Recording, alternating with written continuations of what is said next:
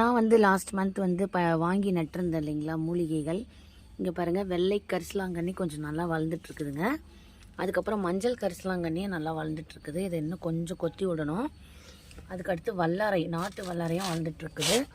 அதுக்கப்புறம் பார்த்திங்கன்னா இது வந்துட்டு ஆடாதொடை, ஓகேங்களா.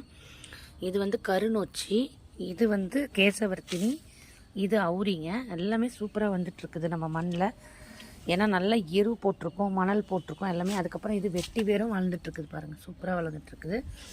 அப்புறம் முள் முருங்கை என்னப்படுகிற கல்யாண முருங்கை, இது சமைச்சு சாப்பிட்லாம், ரொம்ப நல்லது உடம்புக்குன்னு சொல்லிட்டு வாங்கியிருக்கிறேன். அப்புறம் இது நான் வாங்கலை, இது நான் கிளை நட்டது, வாத நாராயணன் கீரை.